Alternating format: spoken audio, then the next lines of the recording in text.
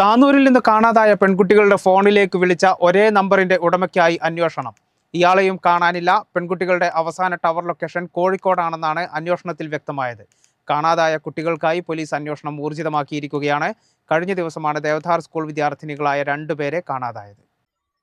Tanur Devadhar government higher secondary school വിദ്യാർത്ഥിനികളായ 2 പേരെ കാണാതായ സംഭവത്തിൽ പോലീസ് അന്വേഷണം ഊർജിതമാക്കി. നിറമുതൽ മംഗലത്ത് അബ്ദുൽ നസീറിന്റെ മകൾ ഫാത്തിമ ഷാദ, താനൂർ മടത്തിൽ റോഡ് മലപ്പുറത്തുകാരൻ പ്രകാശന്റെ മകൾ അശ്വതി എന്നിവരെയാണ് കാണാതായത്. +1 വിദ്യാർത്ഥിനികളായ ഇരുവരും പരീക്ഷയ്ക്കെന്ന പേരിലാണ് വീട്ടിൽ നിന്നും ഇറങ്ങിയത്. എന്നാൽ സ്കൂളിൽ എത്താത്തതിനെ തുടർന്ന് സ്കൂൾ അധികൃതർ വീട്ടിലേക്ക് വിളിച്ചന്വേഷിച്ചപ്പോഴാണ് കുട്ടികളെ കാണാനില്ലെന്ന വിവരം പുറത്തറിയുന്നത്. കുട്ടികളുടെ കൈവശമുണ്ടായിരുന്ന മൊബൈൽ നമ്പറുകൾ സ്വിച്ച് ഓഫ് ആയ നിലയിലാണുള്ളത്. ബുധനാഴ്ച ഉച്ചയ്ക്ക് 12 മണിയോടെയാണ് സ്കൂൾ പരിസരത്ത് നിന്നും ഇവരെ കാണാതാകുന്നത്. ഇവരുടെ മൊബൈൽ ഫോൺ നമ്പറുകൾ കേന്ദ്രീകരിച്ച് പോലീസ് അന്വേഷണം ഊർജിതമാക്കിയിട്ടുണ്ടെന്ന് താനൂർ CI ടോണി ചെമറ്റം പറഞ്ഞു. പെൺകുട്ടികൾ മിസ് ആയതുമായിട്ട് ബന്ധപ്പെട്ട് നമ്മൾ വൈഡായിട്ടുള്ള സർക്കുലേഷൻ പബ്ലിസിറ്റി കൊടുത്തിട്ടുണ്ട്. അത് സംബന്ധിച്ച് ഈ കുട്ടികളിൽ നിന്ന് തോന്നുന്ന സമാനമായിട്ടുള്ള ആൾക്കാരെ കണ്ടതിനനുസരിച്ച് ഉള്ള ഇൻഫർമേഷൻ നമുക്ക് കിട്ടുന്നുണ്ട്. അതൊക്കെ നമ്മൾ പോലീസുകാരെ അയച്ച് വെരിഫൈ ചെയ്യുന്നുണ്ട്. ഇപ്പം തിരൂര് റെയിൽവേ സ്റ്റേഷനും അതുപോലെ കോഴിക്കോട് റെയിൽവേ സ്റ്റേഷനും ഒക്കെ ലൊക്കേഷൻ കാണിച്ചിട്ടുണ്ടായിരുന്നു ഇന്നലെ. അത് CCTV പോലീസുകാരെ പോയിട്ട് വെരിഫൈ ചെയ്യുന്നുണ്ട്. ഈ പെൺകുട്ടികളുമായിട്ട് കോണ്ടാക്റ്റ് ഉള്ള ആൾക്കാരെ വെരിഫൈ ചെയ്യുന്നുണ്ട്. അവരുടെ പ്രസന്റ് ലൊക്കേഷനുമായിട്ട് ബന്ധപ്പെട്ടും പെൺകുട്ടികളുടെ CDR പുതിയതായിട്ട് കിട്ടുന്നതിനനുസരിച്ചും നമ്മൾ അപ്ഡേറ്റ് എടുക്കുന്നുണ്ട്. കാണാതായ സമയത്ത് ഇവരുടെ 2 പേരുടെയും ഫോണിലേക്ക് പൊതുവായി വന്ന മൊബൈൽ നമ്പർ കേന്ദ്രീകരിച്ചും അന്വേഷണം ഊർജിതമാക്കിയിട്ടുണ്ട്. ഇയാൾക്ക് ഇവരുടെ തിരോധാനവുമായി ബന്ധമുണ്ടോ എന്നതുൾപ്പെടെയുള്ള വിവരങ്ങൾ അന്വേഷിക്കുന്നുണ്ട്. ഇന്നലെ തന്നെയാണ് നാട്ടിൽ നിന്ന് പോയേക്കുന്നത്. അവരുടെ കൂടെ ഉണ്ടെന്നുള്ളത് നമുക്ക് കൺഫർമേഷൻ കിട്ടണമെന്നുണ്ടെങ്കിൽ പെൺകുട്ടികളുടെ ഫോണിന്റെ ലൊക്കേഷനോടെ എവിടെയെങ്കിലും കിട്ടണം. ആ ഫോണ് ഓണാണ്. അത് പക്ഷേ ലൊക്കേഷൻ മഹാരാഷ്ട്ര ഒക്കെയാണ്. ട്രേസ് ചെയ്യാൻ സാധിക്കുന്നുണ്ട്. പക്ഷെ അവരുടെ കൂടെയാണ് എന്ന് ഈ പെൺകുട്ടി ഉള്ളതെന്ന് നമുക്ക് കൺഫേം ചെയ്യാനുള്ള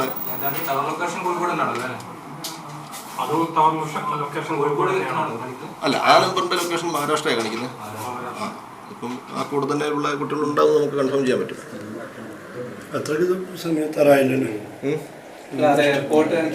ബാംഗ്ലൂർ എയർപോർട്ട്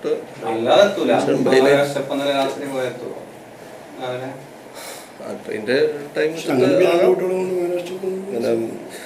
കോഴിക്കോട് നിന്ന് അങ്ങോട്ട് 17 മണിക്കൂർ 22 മണിക്കൂറിന് കാണിക്കുന്നുണ്ട്. സ്കൂളിലേക്ക് സാധാരണ പോകുന്ന പോലെയാണ് വീട്ടിൽ നിന്നും ഇറങ്ങിയതെന്നും അസാധാരണമായി ഒന്നും തോന്നിയില്ലെന്നും കുട്ടിയുടെ രക്ഷിതാവ് പറഞ്ഞു. മകൾ ഇന്നലെ പരീക്ഷയ്ക്ക് പോയതാണ് 11:30 മണിക്ക്. മകളും അവളെ കൂട്ടുകാരിയും പാടെ അശ്വതി എന്ന് പറഞ്ഞത്. അപ്പോൾ രണ്ടാളും പരീക്ഷ ഹാളിൽ എത്താതായപ്പോൾ ടീച്ചർ വിളിച്ച്. അപ്പോഴാണ് ഞങ്ങൾ അന്വേഷിച്ച് തുടങ്ങിയത്. 5:30 മണി കഴിഞ്ഞിട്ട് എത്താതായപ്പോൾ ഞങ്ങൾ ഇവിടെ സ്റ്റേഷനിൽ വന്നിട്ട് താനൂർ സ്റ്റേഷനിൽ വന്നിട്ട് പരാതി കൊടുത്ത് ഞങ്ങൾ 2 കൂട്ടരും. അപ്പോൾ അവർ അന്വേഷിക്കുന്നുണ്ടെന്നാണ് പറഞ്ഞത്. ഇന്നലെ CI സാർ അടുത്താണ് കംപ്ലയിൻറ്റ് കൊടുത്തത്. ഇന്നിപ്പോൾ DYSP സാർ അടുത്ത് സംസാരിച്ച് കേസ് നമുക്ക് ഏറ്റെടുക്കാം എന്ന് പറഞ്ഞിട്ടുണ്ട്. അവരെ ഫോൺ 2 സ്വിച്ച് ഓഫാണ്. അപ്പോൾ അവർ കണ്ടെത്തി തരാമെന്ന് ഉറപ്പ് പറഞ്ഞിട്ടുണ്ട്. ഞങ്ങൾക്ക് സ്റ്റേറ്റ് പോലീസിൽ വിശ്വാസമാണ്. മോൾക്ക് ഇന്നലെ പരീക്ഷ ഉണ്ടായിരുന്നു. മറ്റവൾക്ക് പരീക്ഷ ഇല്ല. പക്ഷേ പരീക്ഷ ഉണ്ട് എന്ന് പറഞ്ഞിട്ടാണ് അവൾ വീട്ടിൽ നിന്ന് ഇറങ്ങിയിട്ടുള്ളത്. അച്ഛനും അമ്മയും കൊടുന്നാക്കി കൊടുത്തിട്ടുള്ളത്. പക്ഷേ അശ്വതിക്ക് പരീക്ഷ ഇല്ല. എൻ്റെ മകൾക്ക് പരീക്ഷ ഉണ്ട്. അവൾ എക്സാം എഴുതിയിട്ടില്ല. കൂട്ടുകാർക്ക് ഒന്നും വിവരമില്ല.